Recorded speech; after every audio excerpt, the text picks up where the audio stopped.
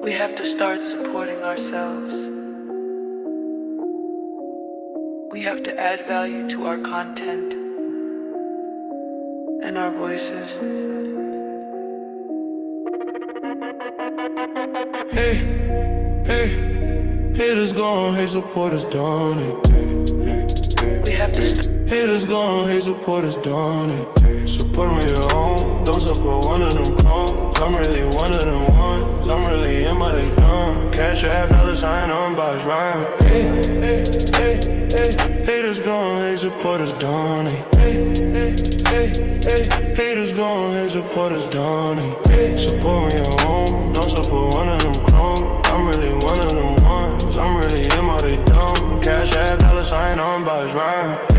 I'm really real one of them. I'm really him, I'm really out here standing on 10. Like and subscribe, thumbs up the video.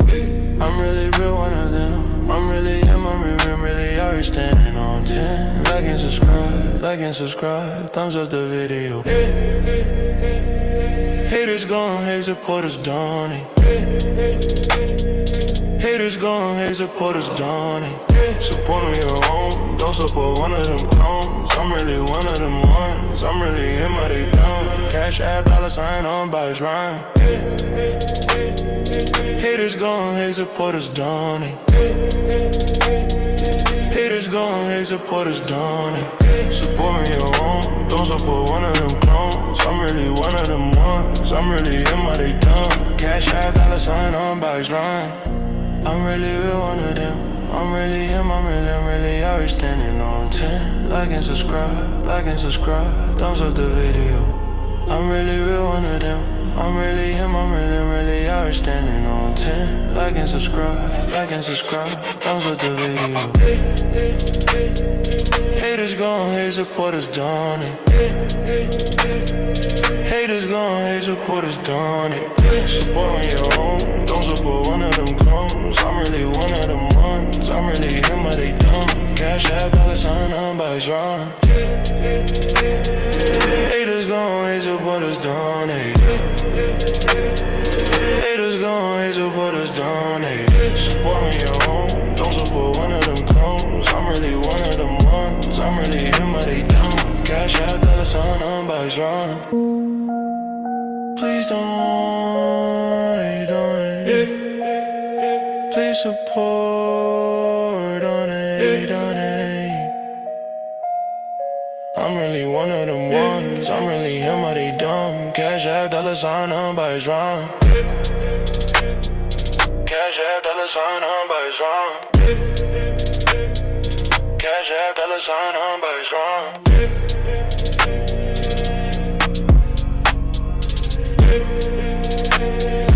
I'm really real one of them ones, how they dumb.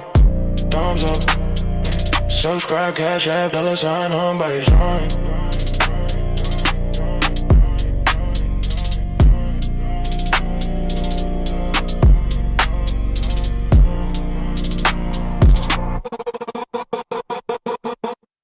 Yeah, what it do? What it do, family? We are in the building. You dig? We really gonna get to something heavy. It seemed like a lot of FBAs, for some reason, don't want to listen to how we were gentrified by a poor nation of people.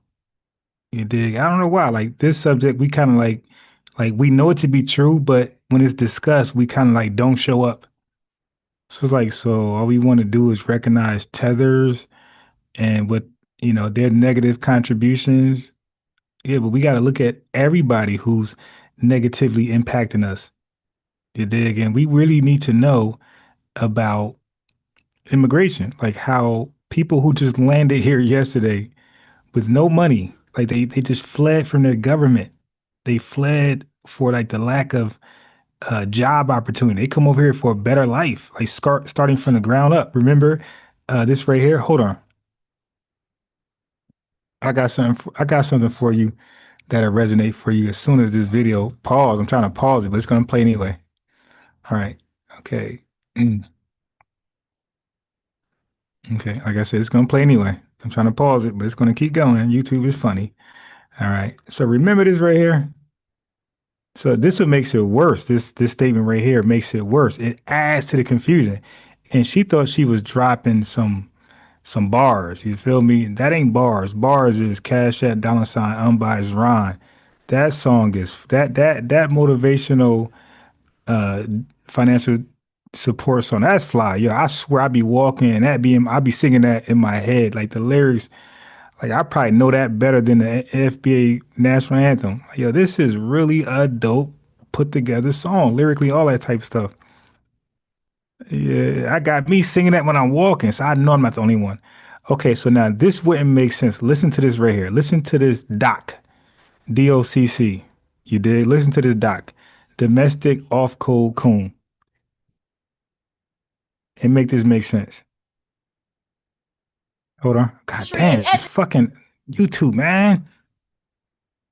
So I had to go around the country and educate people about what immigrants do for this country, or the fact. Yeah, this is gonna come back to bite you, especially for this live right now. Poor immigrants replacing people that's more well off. Okay, and this ain't gonna help out at all.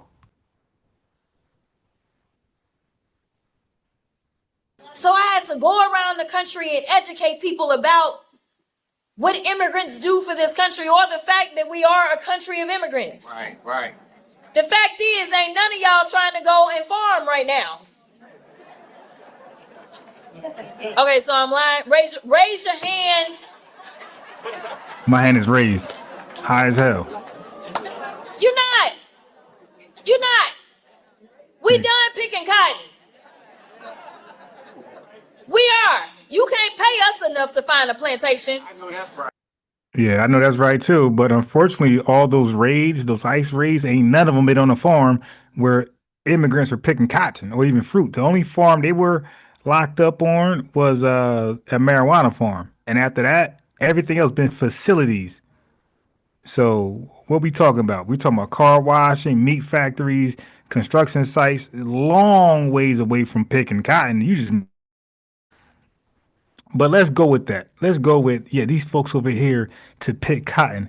Well, how can a bunch of immigrant cotton pickers gentrify FBAs who makes 10 times more than them? Because remember, we don't want to pick cotton. That surely doesn't pay well. So how can a bunch of immigrant foreign cotton pickers gentrify FBAs who makes 10, 20 times more than them? All right. So that came back to bite you. But we know that's not the truth. We know that they've been locked up on marijuana farms, far from picking cotton. Okay. And they've been locked up in car washes, meat factories that we work at, manufacturing companies we work at, distribution companies we work at. By the way, we work at those. And construction sites. We would love to do construction. So miss me with that. Okay. Nobody was picking cotton. Wake me up when there's an ICE raid at a cotton picking farm. All right. So let's get into this real fast. I had to pause this. This is Tariq. This African dude who was documented because he wrote Arabic and they used him to kind of decipher documents over here. There was a couple of people who came over who were Muslim, and some of these guys were able to decipher certain Arabic scripts that a lot of the white supremacists couldn't do. So this guy kind of was a well-known guy. So what he did, he basically did his little African DNA test and found that the tribe over there was connected with that guy. And so he's trying to latch on to him by claiming Arabic scripts that a lot of the white supremacists couldn't do. So this guy, that African who was enslaved, is his relative. So that kind of makes him indigenous. They're backdooring, man. These people are trying their damnness to backdoor themselves into the damn lineage. You can tell just by the way they talk. Well, I'm a foundational African. Yeah, you're not a foundational, but you're African. Yeah, that's why we don't use that term, to be honest. Too many deceptive ass people playing these damn games. Let me get Leo in here. Leo, where you at, brother? Somebody said let Leo up. Where brother Leo at? Hold on, let me see you, Lee. Hold on, where's Leo? Hold on, let me see if I can find. Okay, I can't see Leo. Wait, there he is. Okay, hold on. Damn it. Okay, hold on. Let me get brother Leo in here because there's so many people in here. Hold on. This man, I'm scrolling down. Oh, there he is. There. Let me try to let Leo in. Let me try to get you up, Lee. What's up, Leo? What's good, man? How you doing? I'm good. Were you familiar with that guy? Has he been in these spaces before? I don't know him off rip, but I don't want to touch on more than that. This the fact that they backdoor him, but check this out right here. That's here, and they always want to associate themselves with what we doing. Yeah. And it's confusing. Oh yeah. But yeah. But the thing, thank you for the call, brother. But a lot of folks on here, that discrediting thing, they're just using me as a proxy for trying to denigrate the lineage, because this is a Renaissance movement that's happening right now that they can't control. They attack somebody who's very vocal about the lineage. That's going to stop the momentum. It doesn't work. And that makes them even more frustrated because there is no leader, there's no organization. Your lineage is your lineage and you can't really do anything about it. Discrediting me is not going to make people not want to look at their lineage. I always tell people, if I get abducted by a damn alien and I disappear, people are going to still understand what their foundational Black American lineage is. You see? So it's a desperate play for people who don't know what else to do. They're doing it out of frustration. You understand what I'm saying? It's a frustration thing. Literally don't know what to do. Let's get Donald.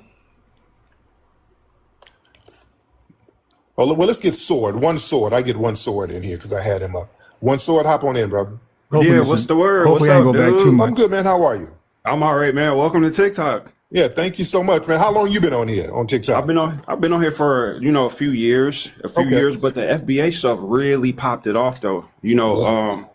With the delineation movement, it really brought forth a lot of history. Our history and things that we did, right?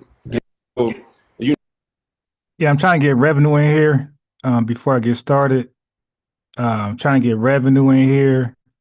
But family, let's do a quick overview. You know what I mean? Why not? Okay, so now our nationality in America isn't American. It's so people want to play on semantics and words and gotchas. We think our nationality is American, like the formal nationality. No, it's the informal. Our nationality is actually the United States of America. Okay. So we're not nationally an American, quote unquote. Just like there's no such thing as a Nigerian, okay, as a nationality. They are the Federal Republic of Nigeria. Okay. Instead, we call ourselves American in replace of the United States of America as our nationality. When you do that, that's a nickname. And that nickname is called a demonym right here.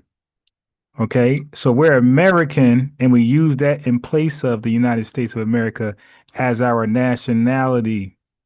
Okay, so when we say Americans are nationality, it's not technically that. It's the United States of America. Our nationality is that.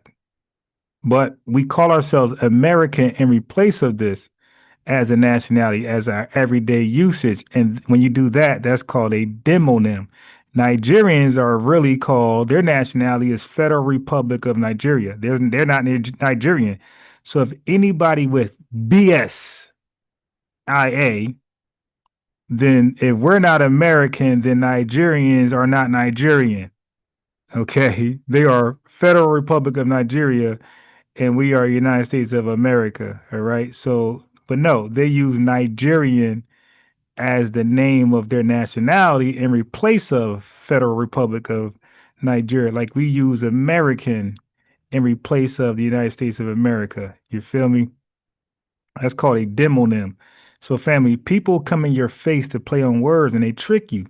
and they get you leaving your lineage, at least our declarations, and you start to follow foolishness, and then you get mad at me, don't want to come back over here, don't care, don't miss you. Don't care, don't miss you. You stay over there with the false information, and we know who you are because we see you over there. And the chat see you over there. So when you try to sneak back over here with your wrench, we take that from you. We take that wrench from you, and we say, no, go that way. Go to the guy with 2 live viewers, okay, who's lying, trying to take our FBA globe, want to take black out of foundational Black American. Want to fall for that goofy. Something simple as that. Oh, the way I explain it makes so much sense. Real simplistic. Somebody lied, somebody tricked you out of your blackness. Playing on wordplay, tricked you out of your blackness, made you don't want to call yourself black, just foundational American or just American. Just that simple. A play on words. Okay, so you got ethnonym. So American is your demonym. It's not your nationality formally. It's your demonym in replace of the nationality. On everyday use, we don't say we're United States of America. We say we're American. Okay, nobody says they are Black American or Italian. I'm sorry. Nobody says they're Italian United States of America. Nobody say they're Black United States of America. You dig? They say they're American. They say they're Italian American, and we say we are Black American. All right, you get it? So we use the demonym in place of the nationality. Nigerian American, Jamaican American, Irish American. So everybody uses the demonym, the American demonym. Okay, the demonym is the everyday label for people from a place or state. And I just said Nigerian is their demonym. All right. Okay. So an ethnonym is the name of a people, ethnic group like FBA. Okay. It's the name that we chose to call ourselves, from our ethnogenesis and our unique experience in America, exclusive to anybody else. So we chose FBA. We can choose the Ninja Turtles. Doesn't matter. We're still of the United States of America. That's still our citizenship. That's still our country. Okay, it could be the Ninja Turtles of the United States of America, Ninja Turtles American. We could use a demonym. Nothing changes. Okay, so American is not an ethnogenesis. I'm sorry, America is not an ethnonym. Okay, nobody came together to call themselves American only as their ethnonym. He just made that up. We call ourselves Black, and white Americans call themselves white. All right. And they use American as their nationality and for their citizenship. And we do the same and so forth and so on. Anybody else who gets citizenship here call themselves American. Okay. As a demonym of the United States of America. Then you have what's called ethno-linguistic. Okay. So that is Yoruba, Asante, Akan. Okay, these are examples of an ethno-linguistic. So people call themselves after their ethno-linguistic. We call ourselves after our ethnonym. What's the confusion? So you got tethers who cause confusion, and you have what we have here, DOCC, which is DOC, Domestic Off-Code Coons. They also confuse things on purpose, right? That's why I'm here to do my job. Okay, so we have POD. Okay? So this is the acronym that we're going to get used to from here on out. And you'll be able to educate Tariq Nasheed when you call in there. Let our big brother know this is where we're at. Because Tariq Nasheed is not he's not up. This is not where he's at. He's not here, family. He's somewhere else. But we'll get him here. As long as my videos and with your support keep getting the numbers it's getting, you dig, and going crazy. He'll look at these videos and see that this is on point information, and he'll get the wordplay correct. Okay, so Black is not a race. Black is an ethnonym. We don't care what the white man is trying to do. We don't care what Africans are trying to do, right? Black is exclusively just for us. That's our baby. That's it. Just like nobody's Egyptian but the Egyptians, and nobody's Arabic but the Arabs. You dig? Nobody's Arab but the Arabs. Nobody's Akan, but the Akans, then nobody's black. So you can't just say, hey, the race is Akan. Yeah, that's y'all linguistic, that's y'all ethnic, ethno-linguistic, but we're gonna make the race also Akan. Like they will resent that. They will reject it and they will come out and protest and say, hell no, nah, that must go. So we're saying the same thing. You're not gonna make our ethnonym the name of their race. No, no, we're gonna use POD. This is the name of the race, and this is already in usage, family. It's just not known, but this is already the UN already uses POD. POD stands for People of African Descent. This is the race. So if somebody asks you your race, you say POD, People of African Descent. That's all. And if people ask you your ethnonym, what do you call yourself? You dig? It's FBA Adolphs, Descendants of Freedmen, whatever else you like to choose. Okay? So that is that easy, and nobody can do anything with it. Let me put the link in the chat because I do want some resistance. You dig today? I want to make somebody example to add to my content. Dig 17 years on YouTube, 17 years undefeated as a debater. I had AI check my debates to determine a winner. AI is unbiased. And so far, I haven't lost to nobody in 17 years. So you could be the first one. Call in and prove what I'm saying is wrong. Okay, this is for revenue and anybody else that think they got the glow, right? The we are the only people with the FBA glow. You dig that whole Bruce Leroy type thing? That's us. And that glow is called different terminology, whether it's Majora spirit, the ancestors, vibes, energy, whatever you want to call it. It's the glow, and only we have it, nobody else. And I'm standing on that. Only us. Okay. So now let's get into what we're talking about here. All right. And I want you guys to really, really pay attention. Okay. Let's talk about gentrification. Okay. So historically, let's talk about the gentrification model. Historically, gentrification, right? This is going to be epic, family. This is going to be a dope live. My screen is froze. So hold on. My screen is froze. Okay. Oh, maybe it's not. I'm bugging. All right. What is going on here? Oh, okay. I got it. My fault. It was sort of kind of frozen. Okay. So let's go over the gentrification model. Historically, gentrification in black neighborhoods followed a four-phase economic cycle driven by private capital and government neglect, family. So this is one live you want to bookmark and save. Phase one, city infrastructure, schools, sanitation, policing, and public services declined. Banks and the FHA redlined these areas, no mortgages, no home improvement loans. So they can gentrify us at any time, family, with these discriminatory practices. Property values plummet due to risk ratings and white flight. Black families are often locked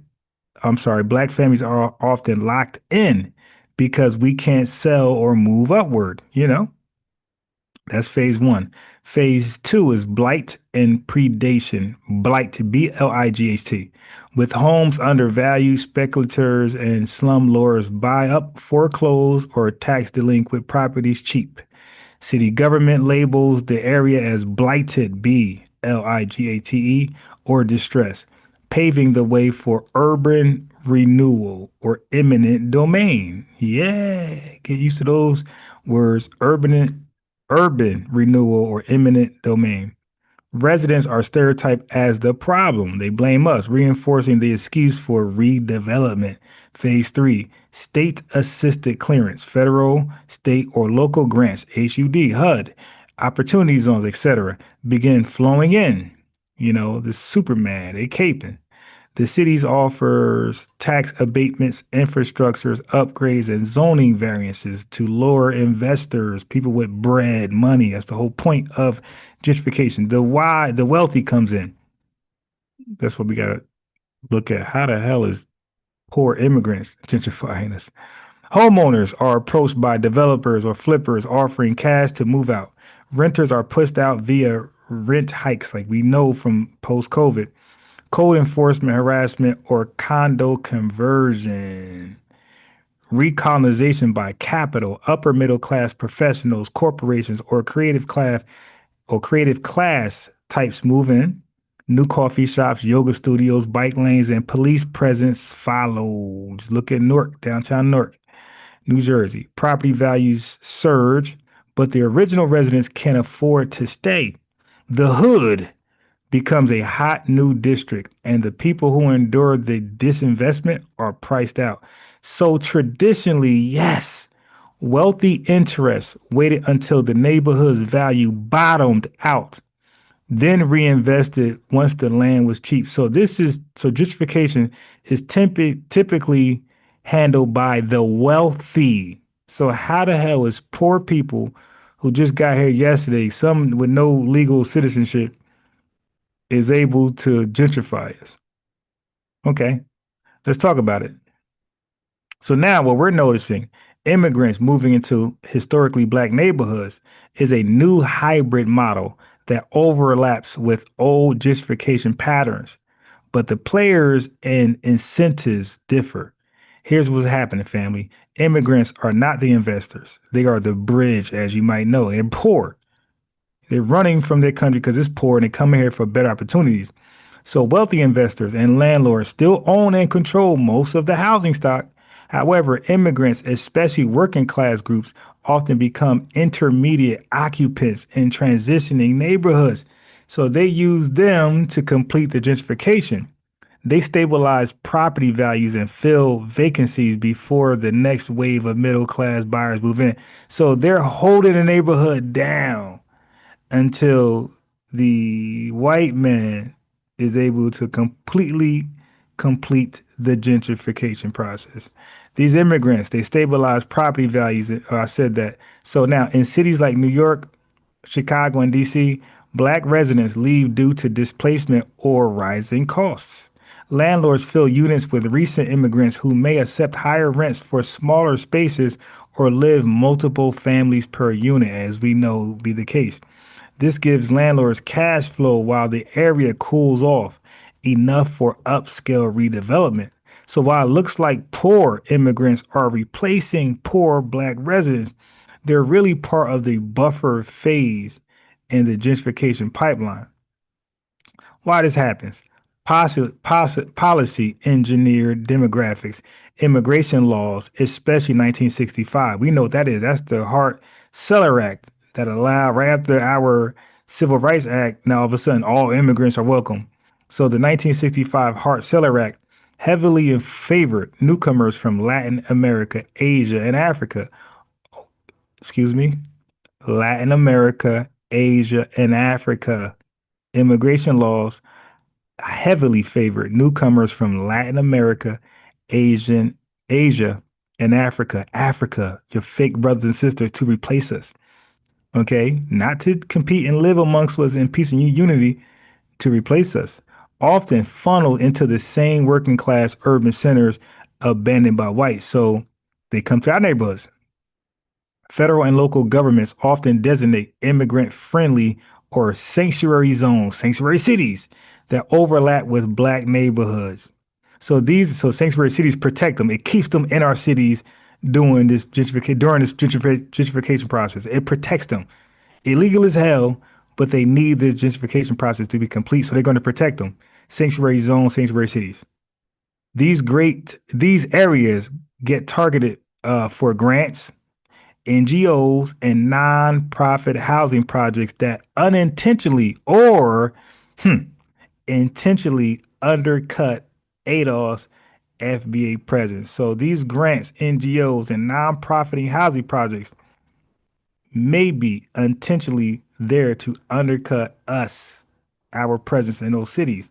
They pretty much deprive us from those grants and loans and give them to these immigrants coming in. Let's look at the real estate economics. Landlords prefer tenants with cash over fewer tenants' rights protections. You feel me? So undocumented renters rarely contest rent hikes or repairs. You hear that? So it gives a lane to undocumented. They are more favored. Undocumented people are more favored because they're not going to contest rent hikes or they're not going to ask for repairs to be done. Overcrowding allows landlords to make more profit per unit, keeping the property occupied until redevelopment. So just for a little short time span. So by the time major developers arrive, the crime stats are down and the neighborhood looks revived. Okay, and it people got the political cover. The optics of diversity and revitalization make displacement harder to criticize, you see? You know what I mean? So displacement happens with us, but nobody bats an eye because they're like, hey man, look, the city looks better, crime is down, so shit. This must be the way it gotta go. So you don't see liberal news stepping in, blocking these developers like they block ICE agents. See what I'm saying? See, your eyes are closed. You don't see liberal media defending us the way they defend immigrants. So during this gentrification process all across the country, where is liberal media and where are these white people blocking developers and politicians for displacing us? Ain't there. Because they're saying, hey, look, it works. Lower crime, place look better, newer houses. So replacing black residents with non-white immigrants shields developers and city planners from accusations of racist gentrification because it's justified. Look, it looks better. It becomes multicultural renewal instead of racial cleansing. And the Black Authority talks about racial cleansing all the time. Yeah, you know me. I'm a real researcher, YouTube journalist, baby. I be everywhere. So the stages is disinvestment, land grab, immigrant buffer, rebranding, exclusion. Okay, so most immigrant newcomers are not consciously gentrifying. We know it's beyond there. But you know what I mean? We know that. They are functionally used by the system. We know that. We know that. But at some point, some of them start to notice that and they become teen white supremacy. That's the problem. So we really don't pick on them too much. We blame white supremacy. We only get on the tether class, when they start to notice that they're being used as a buffer system and they play more to it. That's the problem. So developers get occupied units, no boarded up optics. So it's not boarded up. You won't see like the board, board up the doors and the windows. Politicians get it. That looks bad for a neighborhood, right? So politicians claim diversity while displacing lineage-based residents, FBA. Corporations eventually take over when the area is sanitized. It's not that immigrants are wealthier. We know that. It's that they are politically non-threatening. Excuse me? Is that they are politically non-threatening and economically flexible enough to fit developers' short-term goals. What this mean for us, FBAs? Systemic lineage discrimination. I'm right. Policy targeting repeatedly hits descendants of U.S. slavery harder because our neighborhoods sit at the intersection of historic devaluation and modern redevelopment opportunity. Institutional incentives, both government and private capital, view black neighborhoods as the last frontier. And notice it says black neighborhoods, not African American neighborhoods. Okay. So they look at our neighborhoods as last frontier for urban profit, but they prefer newcomers to returnees, right? Hold on. Right. They rather newcomers, not us returning back to neighborhood and settle in and take advantage of this beautiful scenery. Hold on one sec. Let me get my charger.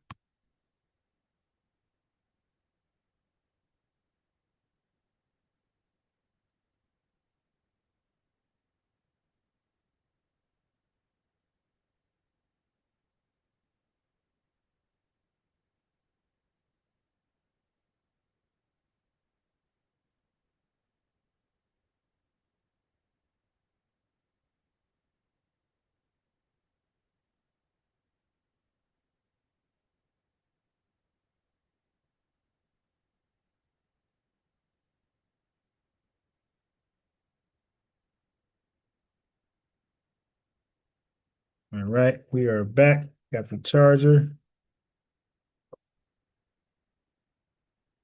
Yeah. So in case y'all say, all I do is get on the Caribbean and Africans, no sir. I get on other folks when the time is right. You dig?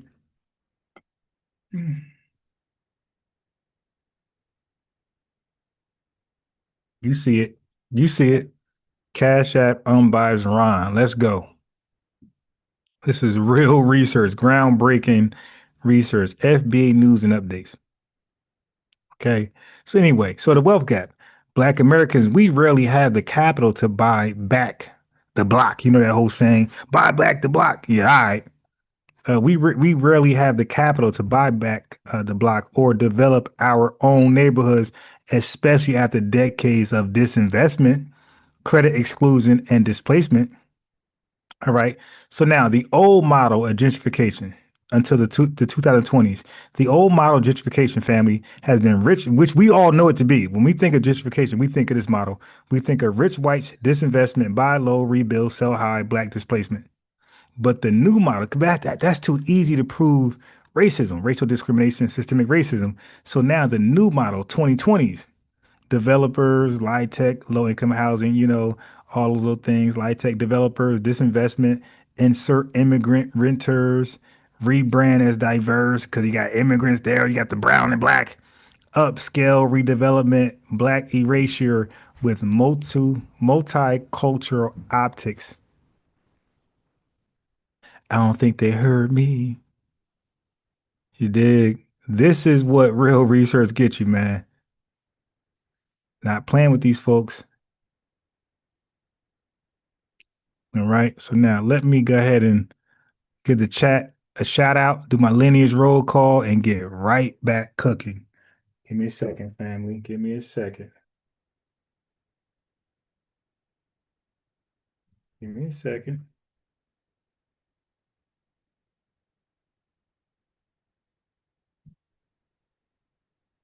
Give me a second. All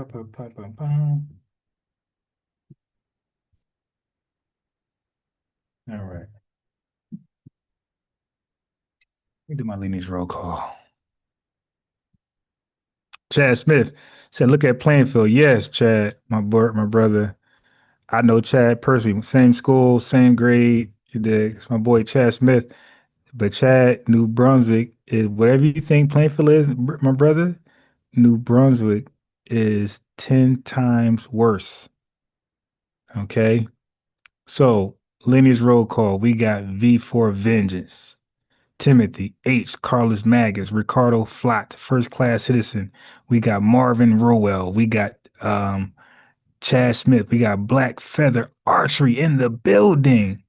She says, Panther Jones, all the tethers have to do is leave us alone. Any tethers talking trash about us, family, put their link in the chat. Let me look at their videos and I will debunk, cook, expose. Alexis Berry, Panther Jones in the building, Ricardo Flott, Neil Swain. This is going to be a good one. God, Body, Meat. Anybody who's really into information, this is going to be one of your best lives. Deanne Fitzgerald, Mr. Bad Guy, Broussard. You dig? Songwriter, Sunny, Sun E, Fresh Always. You dig? Who else we got? We got Moonduck, Maximus in the building. We got some other butt hurt FBAs who come on here and be giving fake news, and I call them out and they get pissed off. It's like, yo, what do you expect, man? I have a standard here.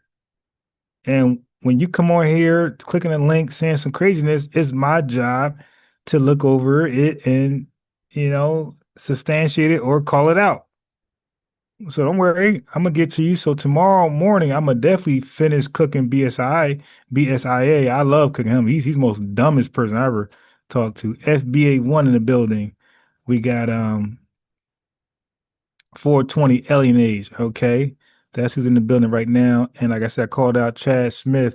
Super chat, the lineage love is on fleek on deck. I respect it, man. People valuing this information, it keeps me going. You guys valuing the content keeps me going.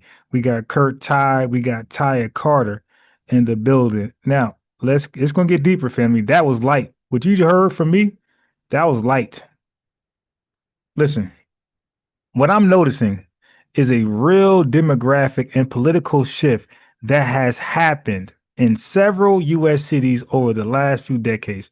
Let's say Los Angeles, Houston, Chicago, New York, Atlanta, suburbs, etc. This isn't simply about who has more money or education. It's about structural forces, policy choices, and opportunity pipelines that interact differently for Black and Hispanic populations. So check this out. Check this out. So what we're gonna do here. So you got demographic and immigration policy factors. Mass immigration after 1965. Again, 1965 is the Hart-Celler Act, Immigration Act. The Immigration and Nationality Act, also that's what it's called. The Immigration and Nationality Act of 1965 ended the old quota systems that favored European immigration, which I talk about 1917, 1924. You know, I studied the history of immigration in America. It's not my fault I'm well studied, family. It's not my fault. My interest just keeps me reading.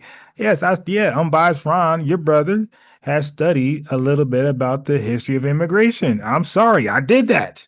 That's my past. You dig? Oh well. If people who want to oppose me and debate me don't know about that, and I do, that's an advantage for me. I'm not going to disadvantage myself. So again, the Immigration and Nationality Act of 1965 ended the old quota system that favored European immigration and opened the doors to immigrants from Latin America, the Caribbean, and Asia. So now we have in population momentum now. Hispanic communities grew very quickly due to both immigration and higher birth rates. They came out here giving babies like rabbits. Okay, so this changed the cultural and political makeup of cities. They just baby, no abortion centers near them. It looks like, I'm guessing. So geographic clustering. Many immigrants move into low-cost neighborhoods, i.e., Black neighborhoods, with available rental housing. Yeah, you're gonna definitely rent to them. You look at us sideways, but you'll rent to them. Often the very same places where we live, obviously, especially after white flight. Over time, this can flip the racial majority in those neighborhoods. Chad Smith, you just talked about it. That keep happening. Renting to immigrants over Foundation Black Americans purposely, of course, you're going to have a flip in the racial majority. A city that's normally predominantly Black playing field is now even or predominantly Hispanic. Yeah, that's going to happen. And when that happens, economic forces drive out Black, okay? And here comes migration. So now watch this. You got to get rid of jobs for us before that happens. So before this mass influx of immigrants, you got to get rid of jobs first. Because we ain't going to leave if we're employed. No jobs, we're out. So you got deindustrialization in the 1970s and 90s, all making way for these immigrants. Ain't that crazy, family? This was purposely done to deindustrialize, to make us unemployed, and then say, hey, man, single parents, no Black father in the house, families broken up. What happened to marriages? What happened to marriages? Well, shit, it looked like marriages went away when the jobs went away. It looked like when y'all stopped providing job opportunity for us, the marriage opportunities flopped at the same time. Is that a coincidence? The minute we stopped being employed significantly was the same time marriages flopped. Single parent homes reign. So that's why I'm not bashing no single parent home. You did, because I know why that happened. That wasn't us. Single parent homes was a project of white supremacy. We are victims. Every single parent home you see in FBA neighborhoods, every last one of them, we were victimized by white supremacy, targeted on purpose. Factories closed and middle-class jobs left urban cores. Black workers who were heavily represented in manufacturing were hit especially hard, rising. And then right after deindustrialization, guess what happened? Rising housing costs, gentrification, and speculative real estate development pushed up rents and property taxes, pushing many FBAs, working class, to cheaper suburbs or out of state entirely. Reverse migration to the South. You feel me? So they said, all right, we'll get them back in the South. We will get them back in the South. I'm telling you, the South and the North plays good cop, bad cop with us. Malcolm X said that perfectly. The wolf and the fox family, neither one of them rock with us like that. So what we just hope to get is their tether class. So you don't forget, like a white supremacist tether class is our friend. You feel me? So we're trying to get their tether class on our side, enough of them to get things popping on behalf of us. So then you got policing and public safety, right? Policing. So crime spikes in the 80s and 90s. Don't forget, deindustrialization happened in 1970s through 1990s, rising housing costs, and here comes crime. But a DOCC conservative will tell you that crime and poverty don't go hand in hand. Just delusional people. So crime spiked during the 80s and 90s, combined with harsh policing, sometimes made staying in those neighborhoods feel unsafe or unlivable, encouraging us who could afford to leave to do so. Everything is planned, family. Programs, resources, uneven access, and awareness. Targeted outreach. Listen, look what happened while that's happening. Y'all ain't ready, man. Usher said, I don't think y'all heard me. Ay, ay. I want to do something to you. I don't think they heard me. I don't think y'all heard me, man. He said, I want to do something to you. This is PG, okay? I don't think they heard me. I want to do something to you. Y'all ain't hear me. Y'all ain't hear me, man.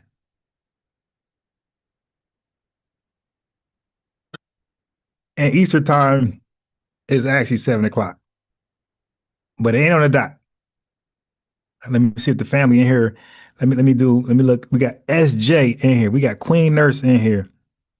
We got Braxton, the Snake Fiend. Okay, just popped in. We got CRU, Reality, hashtag FBA Grand Negas. That's in the building. Yeah. So I love brothers like Vitch. Like I'm sorry. I love brothers like V4 Vengeance. You dig? I love brothers like him. Of course, SWLE 44, and of course, the Holy FBA Codex. I love brothers and sisters that stand their ground. You dig? Again, I don't like yes men or yes women. You don't have to believe exactly like me or agree with me. Just be 10 toes down. Yeah. So V4, he feel like the PDFs will go a certain way, and he ain't budging, right? And I respect and I appreciate him to not, be a yes man. Oh, I'm biased, whatever you say. No, state what you believe, man. Okay. El Sheba, hold on. El Sheba segment to you. Okay, so give me a little break to sip some water or some wine. There's so many that come in and just do that disingenuous shit, man. I'm telling you, bro. I'm telling you, I be saying this all the time. My brain be hitting a brick wall arguing with these people, bro. I can't get this to go. Swear. I know. These I ain't people want are to doing fuck the most, nothing man. up. All the lying and scamming. Yeah, so he's trying to backdoor himself into the damn lineage. Yeah, we have. There's Africans, man. I don't know what they're doing, man. They're using your talking points and running with it and throwing lives. I seen one live where they're like, Tariq Nasheed said that you guys are of African descent and all you guys are Pedindians. They're taking clips and stuff and taking it out of context, and they're just even in your presence, basically, they're still taking your words out of context. So it's crazy, man. It really is. Yeah. So listen, thank you, Leo. I'm gonna get you back on later. No problem. But that's what tethers do. Tethers are pathological liars. That's what they do. I didn't say the Aboriginal people were pretendians. No, you do. I've always said that there were black Aboriginals here, just like with this guy who just called up and tried to lie. That's why he was lying about it. I'm like, why is this guy trying to lie? There's unequivocal proof that there were Aboriginal people here. And I hate when they get into these bad faith arguments. And let me tell you something. I had a debate with a guy one time on Facebook, just texting back and forth, and he was doing the same tactics as that guy. We were talking about black Aboriginal people. This guy literally did the exact same tactic. He was like, "Hey, Tariq, why are you saying that there was some black Aboriginal people? Wasn't no black Aboriginal people here. You giving misinformation." And I said, "Okay, well, let me educate you just in case you don't know." So I started hitting him with some receipts. I started hitting him with links of scholars. And every time I provided proof, well, Ivan Van Sertima, he's been discredited. He's not reputable. Okay. Okay, now here's Von Wooten now. Well, Von Wooten now, he ain't reputable either. I said, okay, well, who, in your opinion, sir, who would be a reputable? What would make somebody reputable? Like somebody from like an Ivy League school, like Harvard or Yale or something like that. Okay, well, there's Ivy League scholars like Leo Werner who said the same thing. Leo Werner, he said that there were Black Aboriginal people here for thousands of years. This is a white man. Went to an Ivy League school. So you just said that's reputable? Here's an Ivy League school white man who said there were Aboriginal people here. Then the real truth, then when he got backed into a corner, he did the exact same thing this guy did. He was like, well, Tariq, see, you would know if you were you over there making all that money, living in $2 million houses and stuff. I said, oh Lord, that's what this is about. This is okay, this is like a smoke screen for your jealousy. Okay. Basically, this was basically a tactic to whine and vent because he was jealous. He went right into the pocket watch. And just like this guy, well, Tariq, you live up in the suburb. You ain't in Compton no more. You live in the suburb. How old are you, dude? Some of y'all dudes are too old to be on some jealous bullshit about where a dude live. Yeah, I live in a suburb. I live in a nice house. I live in a wealthy neighborhood. Where the hell am I supposed to live? Hell, a grown-ass man pocket watching another dude? Come on, brother. Too much of this stuff is going on TikTok. Oh, it's too much stuff going on TikTok. I can understand, younger people doing it, but y'all old doing that. Right? What's this Gummy guy? Gummy, I've already destroyed you, Gummy. What do you want, Gummy? I've already destroyed you, Gummy. Yeah, Gummy, you've already got spanked. Gummy, you're trying to get content. You're trying to use my name for content, Gummy. I've already spanked you and embarrassed you the other day, Gummy. I've already made you an emotional biatch. He up here raising his hand, patting his foot like a woman. I'm gonna let Gummy up. Come on, Gummy. Gummy, hop on in here.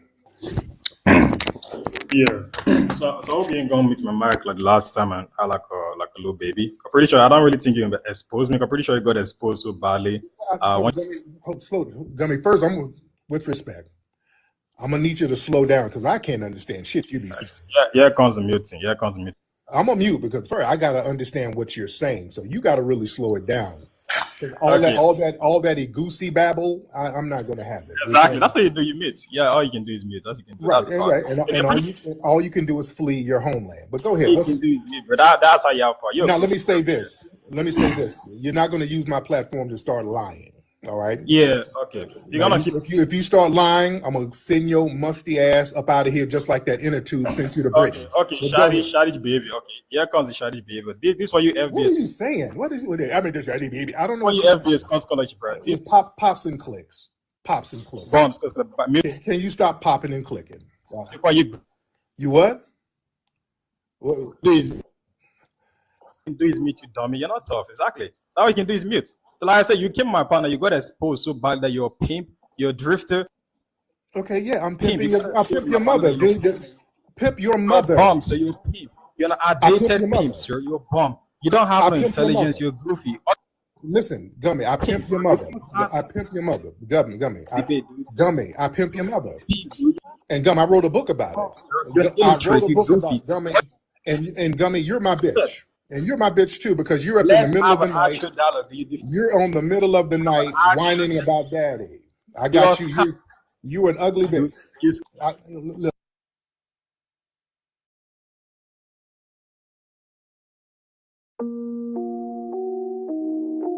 We have to start supporting ourselves.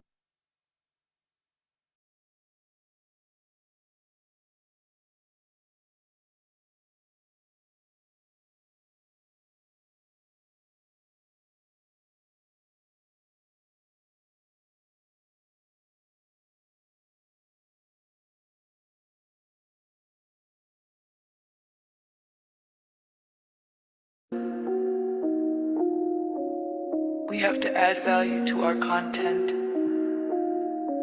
and our voices.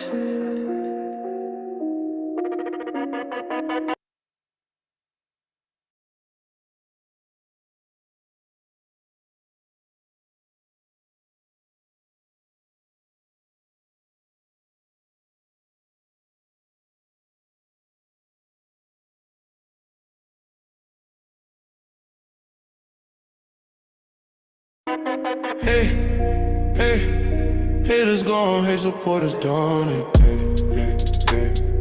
Haters gone, hate supporters done it. Support me your own, don't support one of them clones. I'm really one of them ones, I'm really in by they dumb. Cash app, $sign on by rhyme. Hey, hey, hey, hey. Haters gone, hate supporters done it. Hey, hey, hey, hey. Haters gone, hate supporters done it. Support me your own, don't support one of them clones. I'm really one of them ones, I'm really in by they dumb. Cash app, $sign on by rhyme.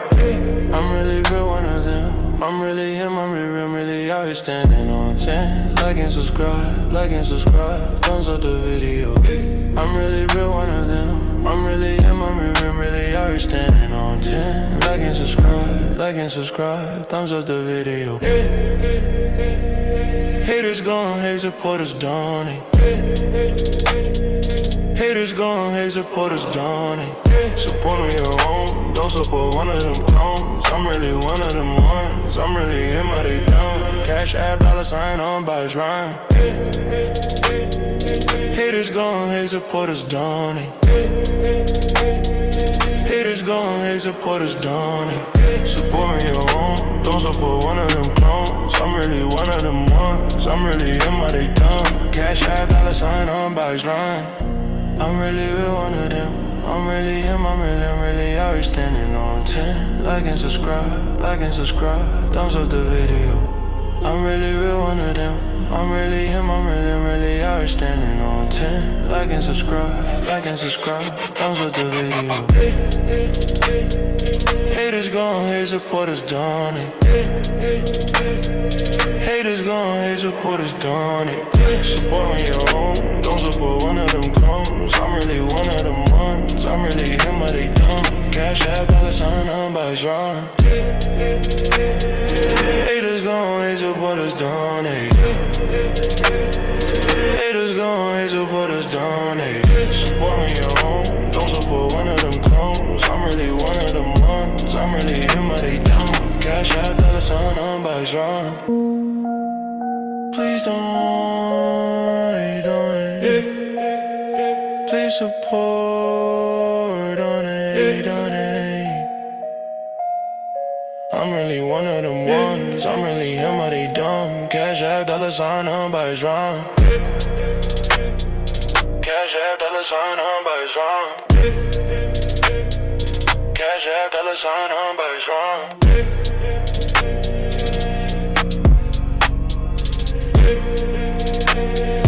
I'm really real one of them ones that they dumb.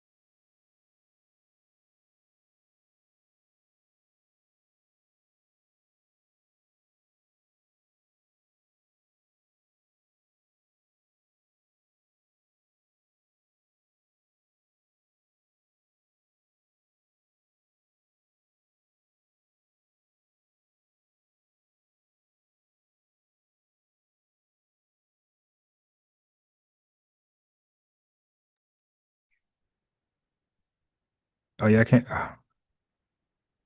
Okay, I just wilded out. I was on mute that whole time. That's gonna hurt. That's gonna hurt. Okay, but I'm gonna go forward. I'll come back. I'll come back to that. I'll come back. But damn, I wasn't even sharing it. Yeah, that's gonna hurt. I was on mute. That's gonna hurt. I ain't gonna lie, it's gonna hurt. Okay, I hate when I do shit like that. But it happens. It happens. So anyway, I'll come back to that. The show must go on.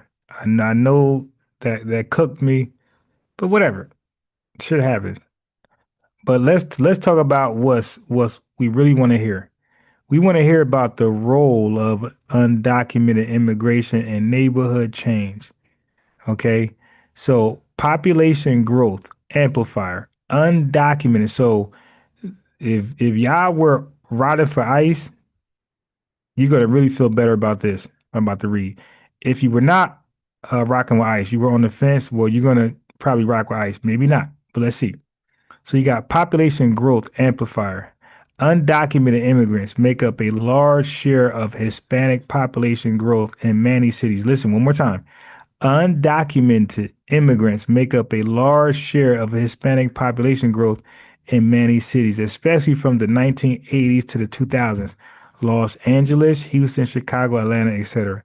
So their arrival accelerated the demographic tipping point in certain neighborhoods, shifting them from majority black to majority Hispanic more quickly than legal immigration alone would have. You heard that, family? We're reading only about undocumented immigration. So undocumented immigration, the illegals, family, they were able to replace us and do things to us that the legals could never do. So one more time, undocumented immigrants make up a large share of Hispanic population growth in many cities, especially from the 1980s and 2000s. So you're going to see why ICE are in these cities. The undocumented immigrants make up a large share of a Hispanic population growth in cities such as Los Angeles. Is ICE there? Chicago, is ICE there? Houston and Atlanta, ICE will be there.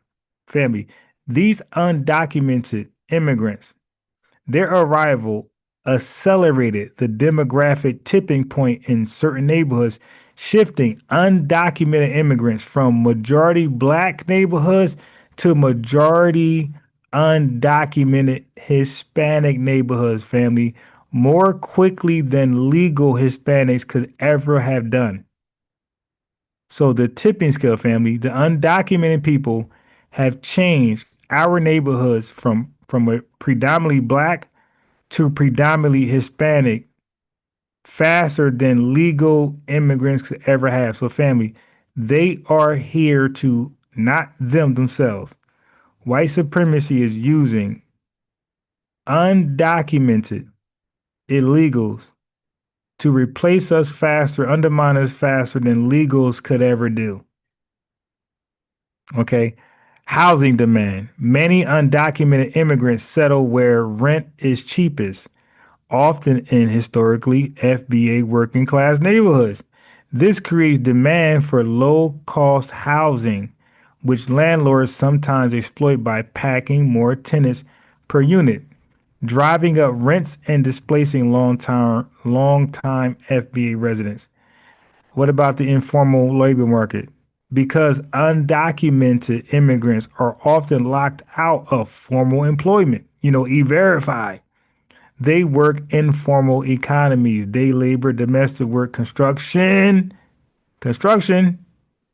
So you see, family, construction, subcontracting. That's why ICE know exact, fam, I'm reading it.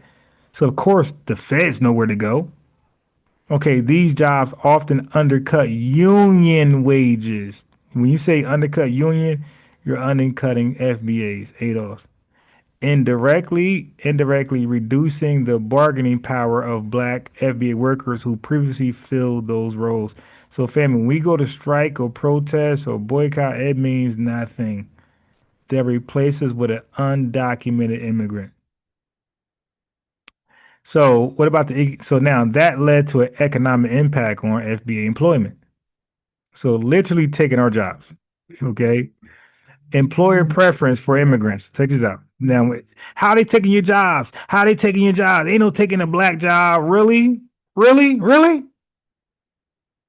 Employer preference for immigrants. Employers sometimes prefer undocumented labor because it's cheaper. There you go. You took our job. You're cheaper. More flexible. You took our job. You're more flexible. You're more flexible. We apply for first shift. That's it. We apply for second shift. That's it. We apply for third shift. That's it. Ain't no mixing and mingling. They're more flexible and they're less likely to organize unions like we would, family. They are literally taking our place. So we are right when we say that. So that displaces native born workers, us, disproportionately affecting black men who were and women who were historically concentrated in low wage but unionized sectors. Low wage but unionized sectors, janitorial, meat packing. So when they say they're not taking our jobs, fuck you talking about? Unionized sectors, janitorial, meat packing. Those raids were in meat packing facilities. And guess what's the last one, family? Guess the last one. Construction. So all of those raids, those ICE raids, janitorial, meat packing, for a fact, construction and meat packing, for a fact. That's 100% fact. Oh, thank you. 1 second, family. I messed around and was talking and wasn't even unmuted when I muted earlier. Mad as hell. All right. So what about now we see that Hispanics were employed in the meat packing industry and construction, and most of those ICE raids were in meat packing facilities and construction, and it was all Hispanics. And you say that they're not taking our jobs. Well, they wouldn't be. Ironically or coincidentally, they're raiding meat packaging and construction sites. Family, they're not taking our jobs, but the ICE raids that you see on your TV on YouTube, most of them were meat packing facilities and construction sites where we're employed, where we're unionized, right? Those people were there being arrested. So we got to stop lying. Economists debate how much this drives down wages overall.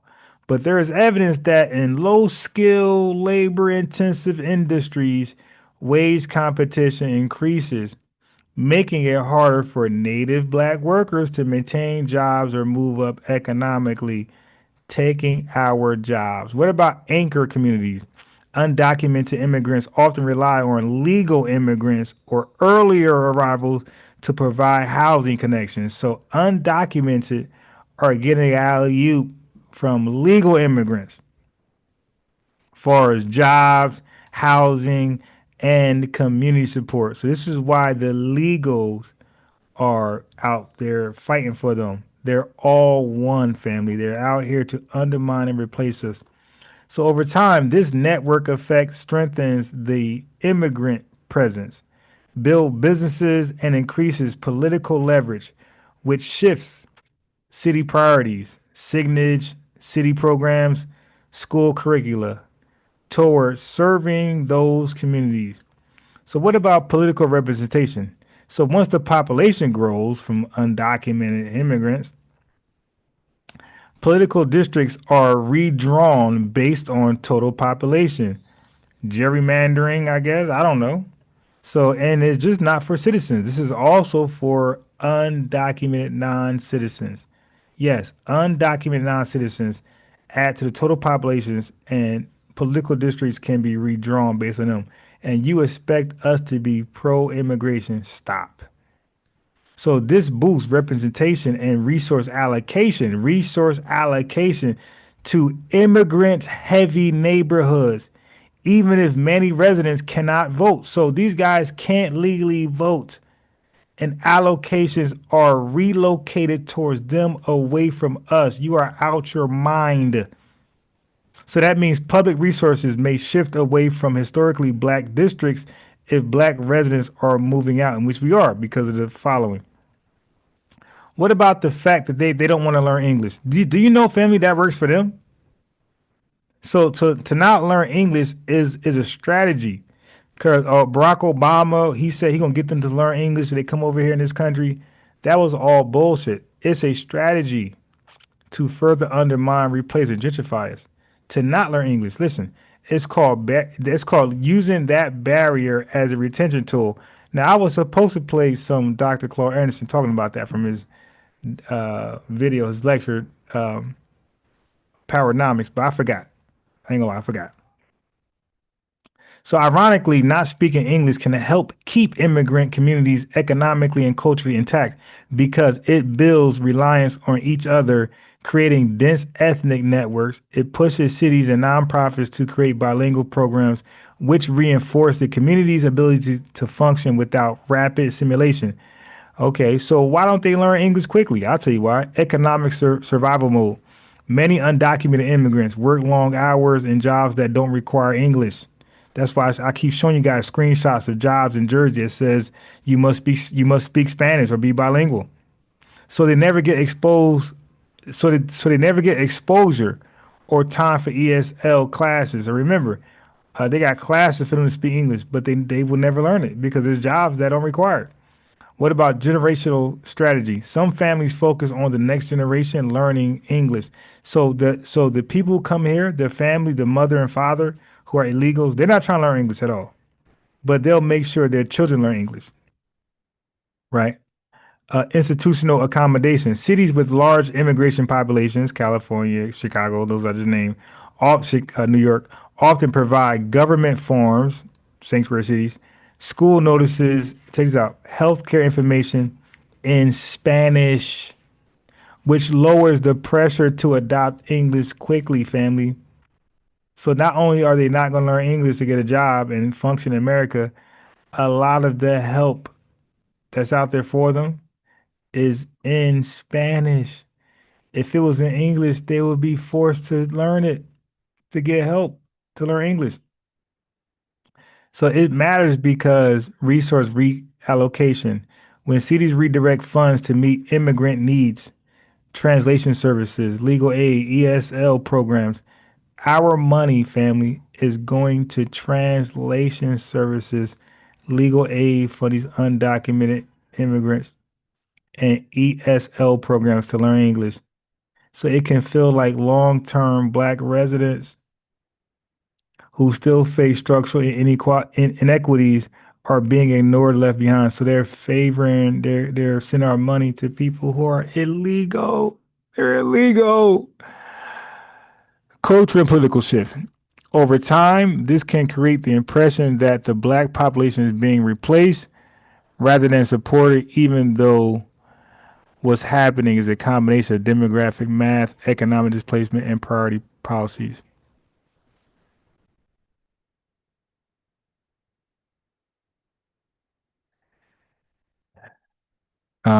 Isaac Bryan is Black reparations.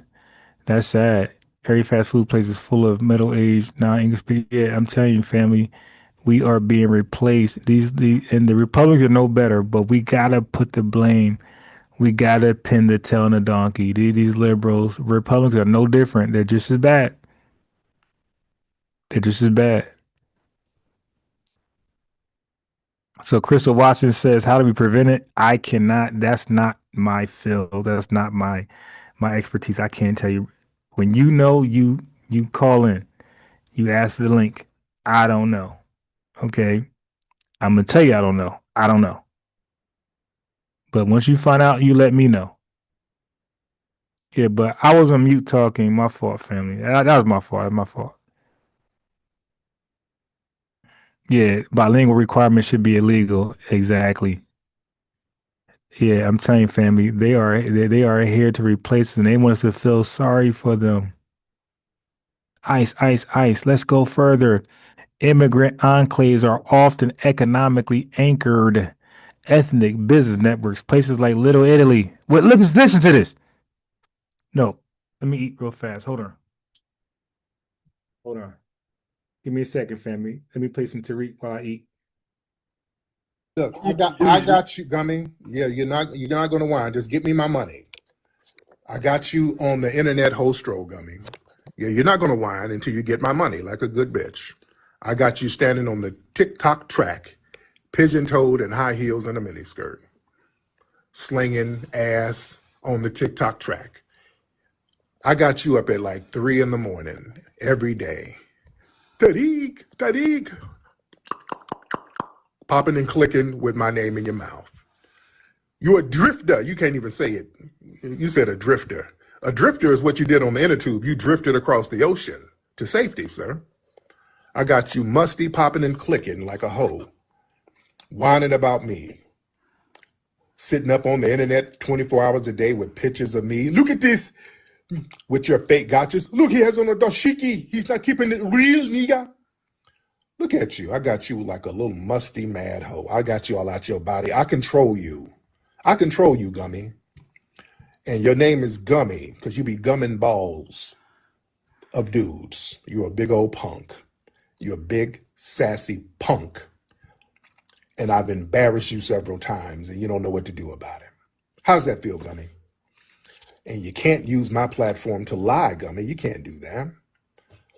I'm verbally whooping you, Gummy. Gummy, somebody said you were on there crying the other day. Somebody was like, man, you got this Gummy dude crying. You were like, it's like 4 a.m. There was some egusi boiling in the background and you were just, that Tariq, he's too much of a problem. You're crying and clicking and popping and clicking and crying.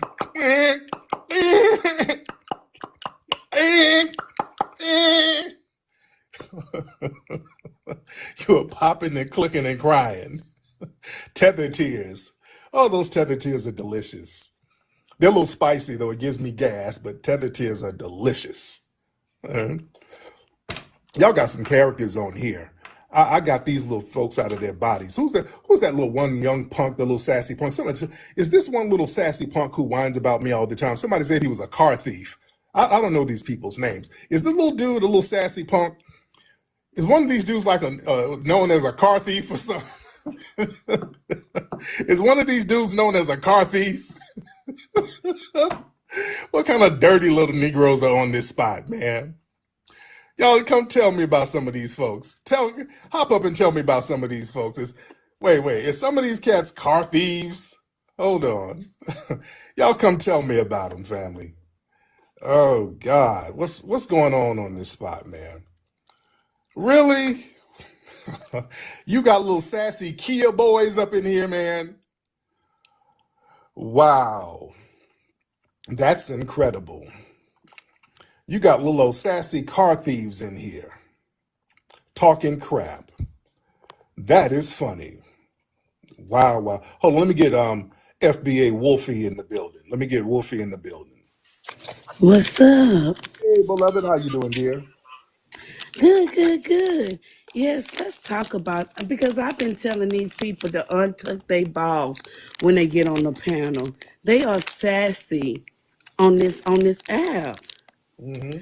You have these people mad at you but want to attack everything with a click like me. You understand? Like, come on now. Y'all have y'all time to talk to Tyree. Get y'all little sassy ass up here. Y'all mad when I tell you, Gummy, what you do? Deliver food. You don't have no job, sweetheart. You try to take credit for everything that my culture done, talking about it, African build America. Africans didn't build no America. Your ass, they haven't even built your ass a toilet in Africa. You want to talk about 304s? Y'all are selling your booty cats in Asia, in China. I told y'all the other day, your women are choosing Chinese men over you. Me personally, I choose a black man. But if your women choose an Asian man over you, that means something is wrong with you, honey. It's something ain't clicking there. Honey, you want to come up here and join somebody? You look like a toothpick. A toothpick, Gummy. You're starving in the USA and starving in Africa. You got to choose where you want to starve at first. You know, I told y'all are the face of Feed the Children. You know, they are the face of it. Everybody know their continent as starvation, and yet they want to take credit for what? Nothing. But yeah, tell these men to untuck their balls. We need them to man up around here.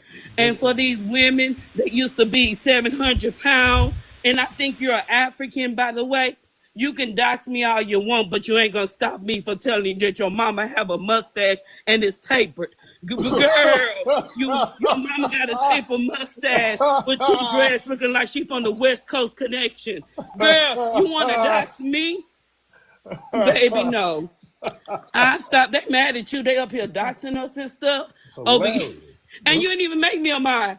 Because they think I'm your mod, they doxing me now. Okay, well, I gotta make you a mod. I thought I did, but I need to make you a mod. I thought I made you one already. So now I'm a mod, so what you gonna do? Pay some of my bills? Yep, I'd like to see that. But yes, Untuck, you can drop me, Tyreek. I'll be listening. There you go. Thank you so much, beloved. You are a mod now, Wolf. You are definitely a mod now. Fat Goose, Fat Goose. Fat Loose, my man. Fat Loser. Something like that. Fat loser. I'm losing weight. Uh-oh. I lost 18 pounds, Tyreek. Oh, cool. So what's going on with you there? Listen, okay, the way that you have it set up, when we be tapping, we accidentally be tapping ourselves onto your live. Okay. That's what I've been trying to tell you like for days. I was like, okay, the tapping. And the tapping is what brings the likes in, is what brings you to the FYP all over TikTok internationally. Okay.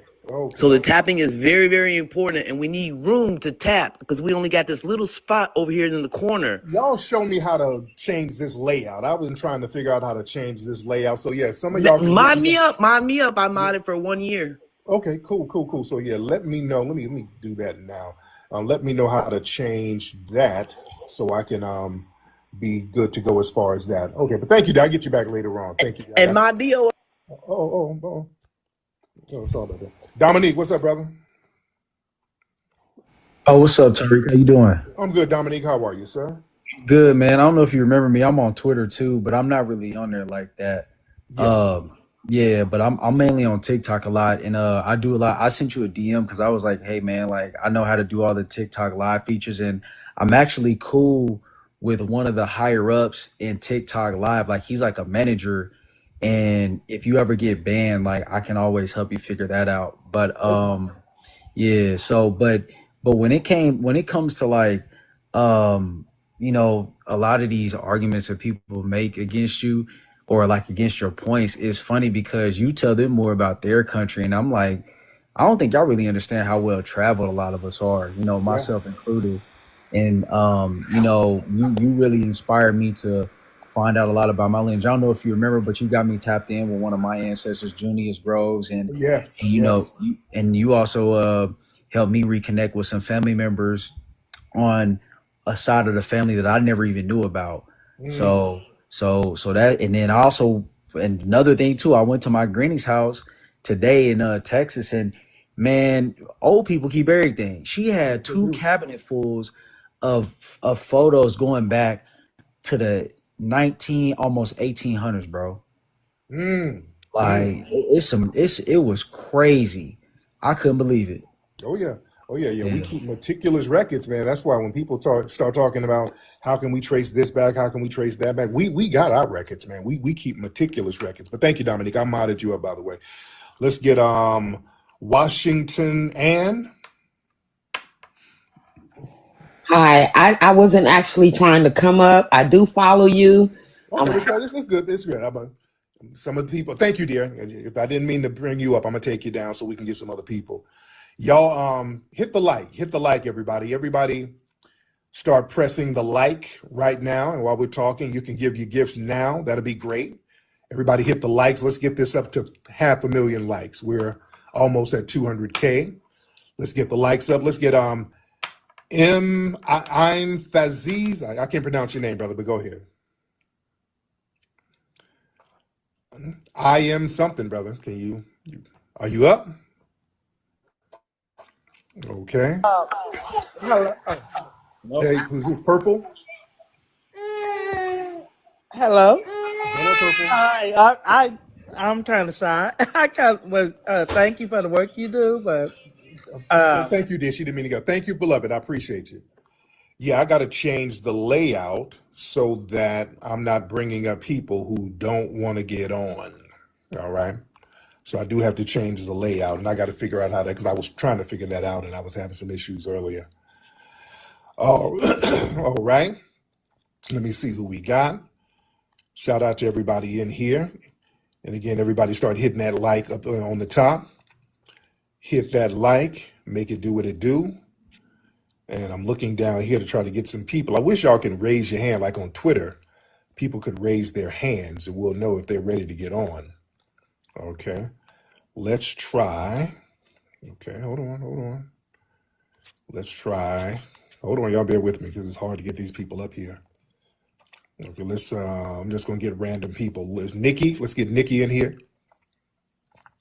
Let's get Miss Nikki in the building. Nikki, did you mean to get on? If you didn't, I get you down. And then we'll try Mr. Cam. All right, Cam, let's try Cam.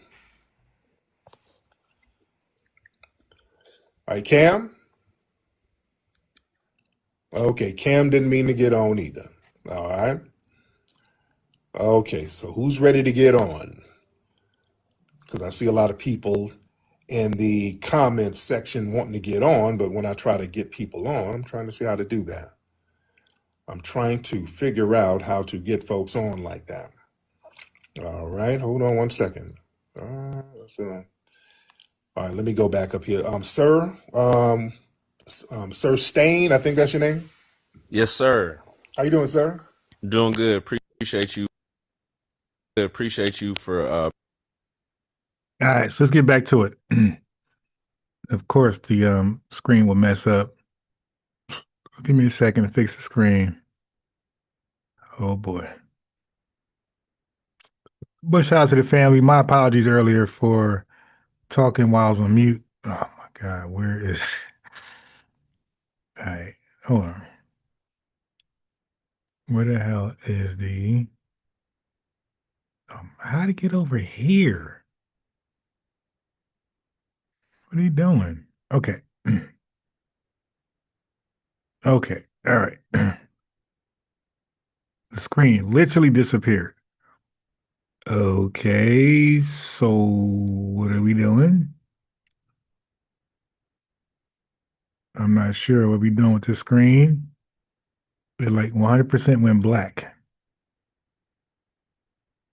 Okay. How to refresh this? Can't even refresh it. There we go.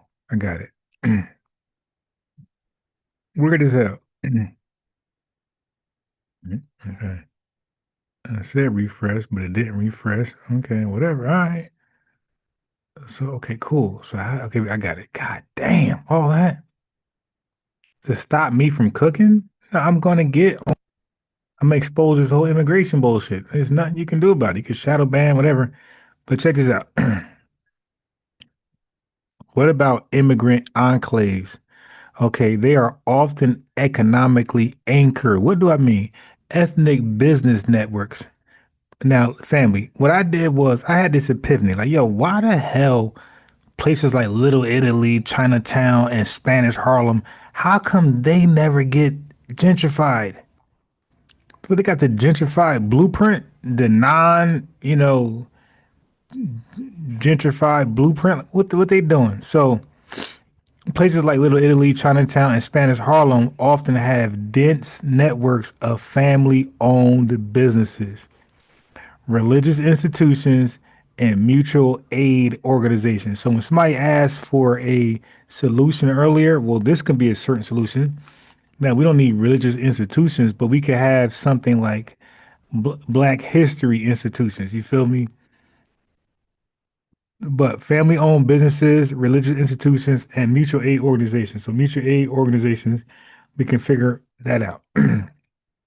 So these businesses, what happens is they own their own buildings or have long-term leases, making them less vulnerable to be bought out. Here's some solutions. Community wealth circulation. So money circulates within the community. Immigrant landlords rent to immigrant tenants who shop at immigrant-owned stores. This creates local economic stability and slows outside takeover. This kind of sound like they're borrowing the blueprint from Black Wall Street. You dig? But a lot of us today, we own buildings and things like that. We want to rent to everybody non-black, and so for sometimes good reasons, because we be the worst goddamn tenants. So cheap. So we got to work on ourselves, man. Cheap. That's why the code is leader. The code is leader. We got to be on code. We can't be a doc. So cheap informal labor. See, it's going to keep coming back to cheap informal labor. This is why we, by default, we have to be against illegal immigration. Immigration, period, but definitely illegal immigration. Because that has been our downfall. Dr. Clark Anderson tried to warn us in Powernomics, but cheap informal labor. Informal means they're illegal. So immigrant businesses often rely on unpaid family labor. Okay, that means their cousin, auntie is working at the job and they're not paying them. Or undocumented workers willing to work for lower wages. So family, they got the plug. They immigrated over here, they're legal, they did everything necessary. But the illegals who are over here, who snuck over here illegally, well, the legal immigrants, they speak the same language as the illegal. And they work out situations where they could work for them, their store, their business, for lower wages. So the illegals pretty much take advantage or exploit the immigrants. The legal immigrants exploit the legals. The legal immigrants exploit the illegal immigrants. So this keeps costs down and makes it possible to operate in areas where a corporation chain might not bother, right? What about political and cultural leverage? So protected cultural zones. Some cities formally recognize ethnic enclaves as heritage districts. Little Italy, Chinatown, which provides zoning protections or tourism promotion. So some cities formally recognize ethnic enclaves as heritage districts. They call them heritage districts. So we don't have 1, 2, 3, 4, 5, 10, 100, 1,000 in America. Heritage districts. Little Italy and Chinatown, which provides zoning. So they get zoning protections or tourism promotion, making displacement politically sensitive. So if you go gentrify them, hey, you're trying to get rid of Little Italy or Chinatown.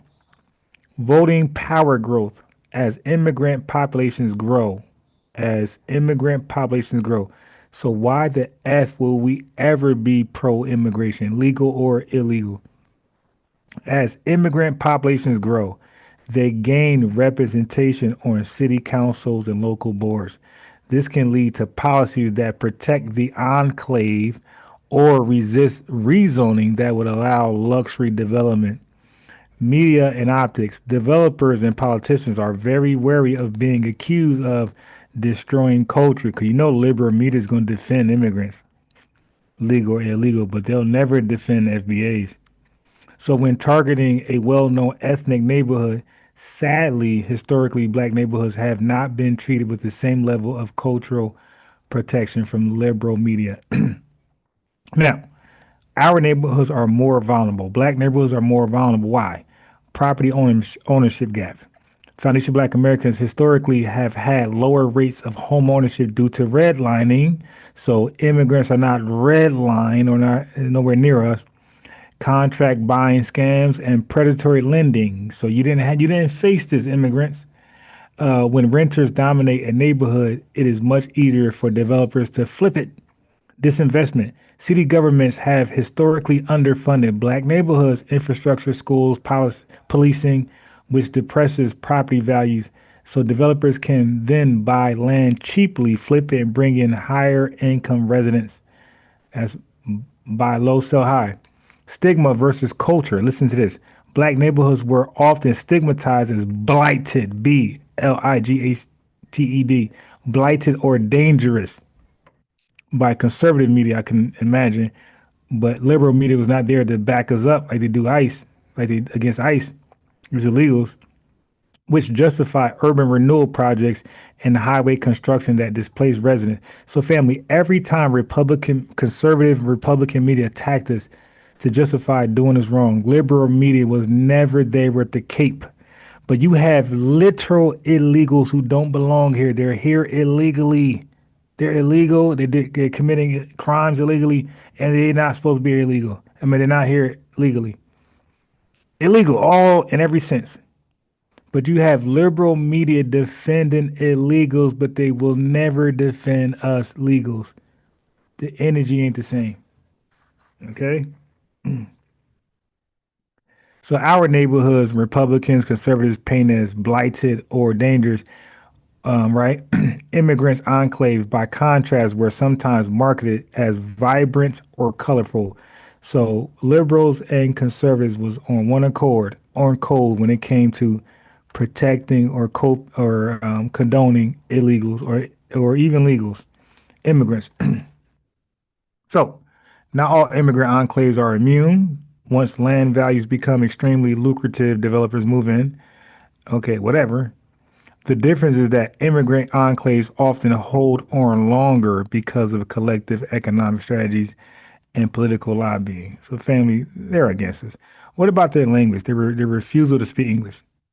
Okay, so language barrier as a protection. You heard Dr. Clark Anderson talk about this during Paranomics. You know why? Because I'm Boz Ron's a real researcher. I remember Paranomics. I remember Dr. Clark Anderson talking points. He talked about language being a barrier. Okay, shutting off people, cutting people out your culture. They can't sell a buy without learning your language and your culture. So language barriers as a protection. Ironically, the language barrier I mentioned earlier can make these neighborhoods self-contained and less attractive to outsiders, especially early on. White professionals may avoid moving to an area where they feel culturally out of place. Spanish-only stores, sickness they can't read, African braiding shops. It says African. This delays gentrification until developers market it as authentic or up and coming. So you got community organizing, right? Many immigrant groups are highly mobilized around preserving their enclave. Marches, lawsuits, lobbying, city hall. Black neighborhoods historically had strong activism too, but systemic barriers, disenfranchisement, over policing sometimes fracture those efforts. So the big picture, right? Spanish Harlem, Little Italy, seem to last forever is not luck. It's ownership patterns, cultural branding, political lobbying, and community cohesion. So black neighborhoods were historically stripped of those same tools. We were stripped of those tools, leaving us far more vulnerable to predatory development and displacement. Immigrant communities often have dedicated support networks and help them navigate programs, whether they are legal or undocumented. So whether legal or illegal, didn't matter. They have programs to help them. And this has been a major factor in their stability and growth. Meanwhile, historically, black communities often had far fewer institutional allies. You see that? And we're legal as hell. Far fewer institutional allies. Liberals they ain't rocking with us. Constantly working to connect us with resources, and sometimes the government or nonprofits actively undermine those efforts. All right. So immigrant support networks, formal and informal. Let's talk about it. Let's talk about nonprofits and NGOs.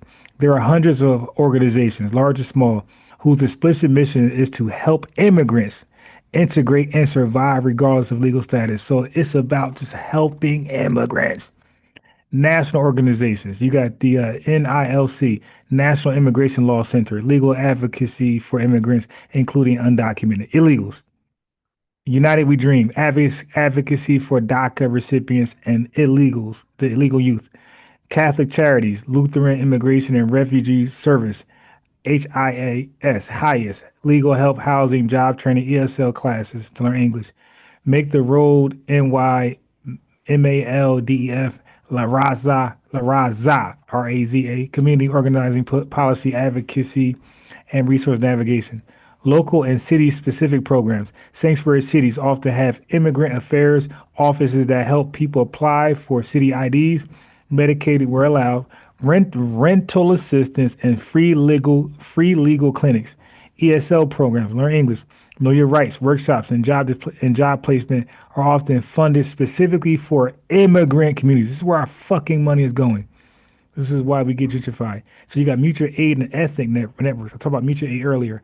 Immigrant communities have tight informal networks, extended family, hometown associations, ethnic churches, mosques that pull money, share job leads that help other find housing. So the solution is here, family. Is the solution is to do what they're doing and what people are doing for them. These networks effectively act as the on-ground social workers, guiding newcomers through a system that would otherwise be overwhelming, but they're being guided to replace us. So we have historically less support in black communities, destroy institutions. Black communities did build our own support networks, church, mutual aid societies, benevolent lodges, black banks, but many were targeted and undermined, family.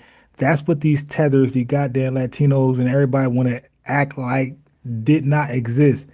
You're thriving because nobody's targeting you and nobody's undermining you, nowhere near the level of us. So through redlining, urban renewal, and even outright violence, when did that happen to these goddamn illegals or legals? Uneven philanthropy. Foundations and government agencies were often hesitant to fund explicitly black-led organizations until the civil rights era. When funding came, it was frequently conditional, short-term, and paternalistic. Government hostility. Many programs designed for the poor, like the GI Bill, New Deal housing programs, were structured in ways that excluded or severely limited black participation, while later programs, see now watch this, now that happened, we were excluded legally. But when it comes to post-integration, these programs targeted black poverty were framed as handouts and stigmatized. So when we did get help, it was framed as handouts and stigmatized. So when you hear people say reparations is a handout, family, these are 100% ops, paid ops, troll farms from Russia or wherever else. Why immigrant organizations are so proactive? Strategic framing. Immigrant aid groups often present their work as helping hardworking newcomers, whatever, an image that gets bipartisan support and philanthropic dollars. Political levers. As immigrants' populations grow, politicians see them as key future voters. That's how they see them, and respond with outreach and investment, even for non-citizens, the illegals, because population counts matter for federal funding. So, family, it ain't about them being legal, illegal. They don't care. Just bring them over here. Bring them in the city. Their numbers count. The same way with the 3/5 compromise, where we couldn't vote on a plantation, but our numbers counted, family. They're doing the same thing with these illegals. They're saying they can't vote, so what? We're going to count them anyway. They're in the city, let's count them. They're going to go towards a liberal vote, a liberal candidate. This is why the sanctuary cities are saying, leave them alone. They count. They count them as a vote, even though they can't vote. But you guys want to come over here and debate me and get cooked.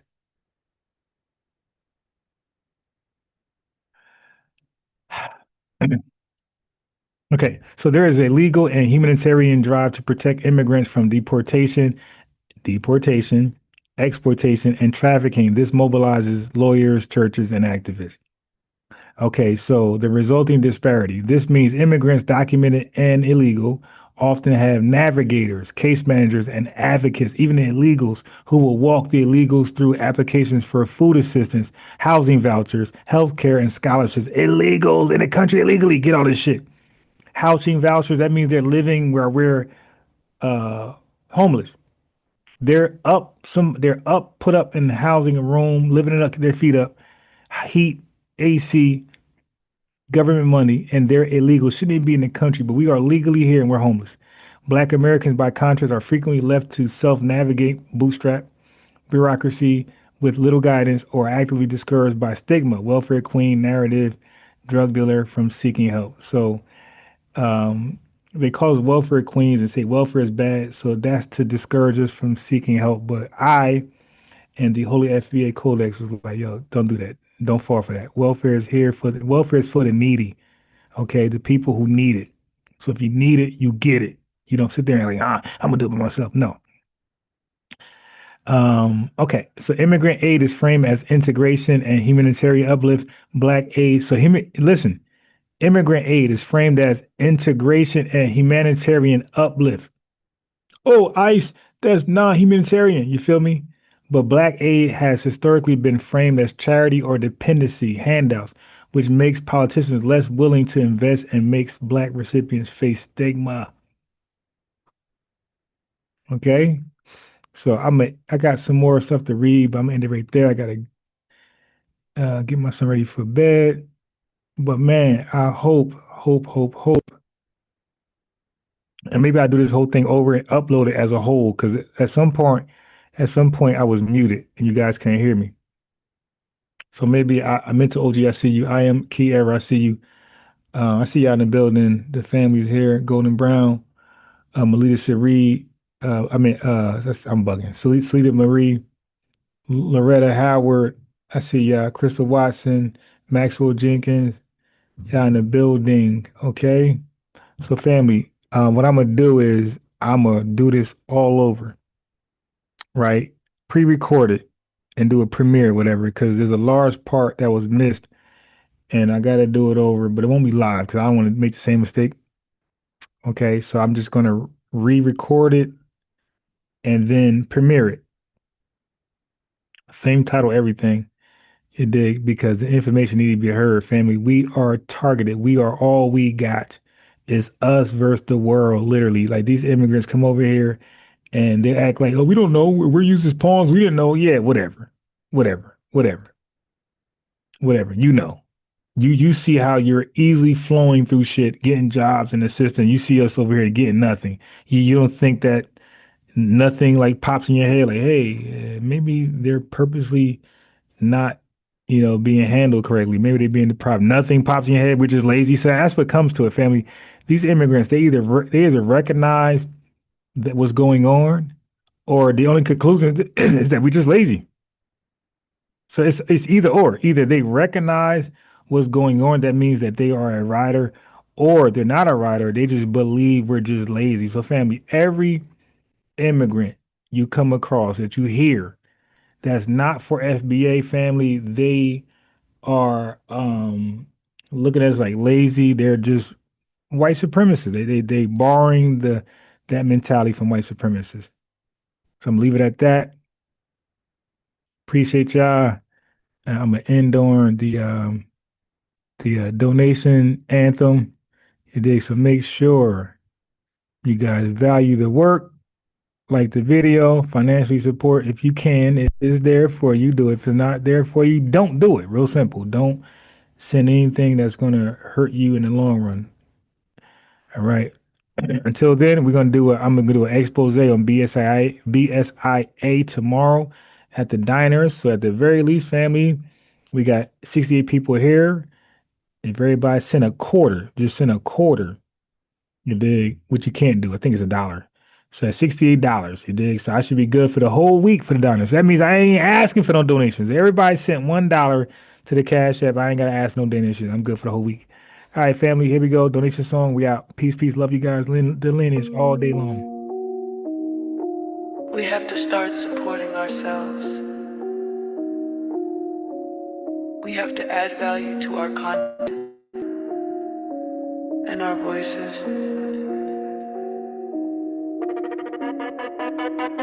Hey, haters gone, hate supporters done it. Haters gone, hate supporters done it. Support on your own, don't support one of them clones. I'm really one of them ones, I'm really in my they done. Cash App, $sign on box round. Haters gone, hate supporters done it. Haters gone, hate supporters done it. Support on your own, don't support one of them clones. I'm really one of them ones, I'm really in my they done. Cash App, $sign on box round. I'm really real one of them. I'm really him, I'm really out here standing on 10. like and subscribe, like and subscribe, thumbs up the video. I'm really real, one of them. I'm really him, I'm really out here standing on 10. Like and subscribe, thumbs up the video. Haters gone, hate supporters donate. Haters gone, hate supporters donate. Support me your own, don't support one of them clones. I'm really one of them ones, I'm really him, how they dumb. Cash app, $ on by his rhyme. Haters gone, hate supporters donate. Haters gone, hate supporters donate. Support me your own, don't support one of them clones. I'm really one of them ones, I'm really him, how they dumb. Cash app, $ on by his rhyme. I'm really real, one of them. I'm really him, I'm really out here standing on 10. Like and subscribe, thumbs up the video. I'm really real, one of them. I'm really him, I'm really out here standing on 10. Like and subscribe, thumbs up the video. Haters gone, hate supporters donate.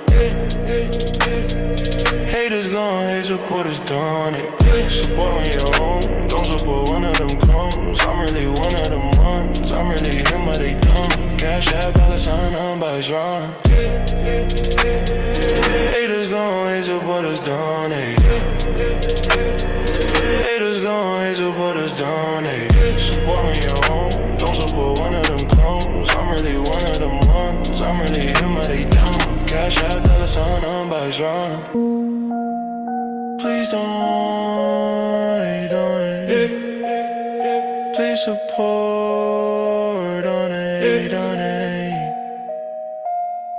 I'm really one of them ones, I'm really him, how they dumb. Cash app, $ on by his rhyme. Cash app, $ on by his rhyme. Cash app, $ on by his rhyme.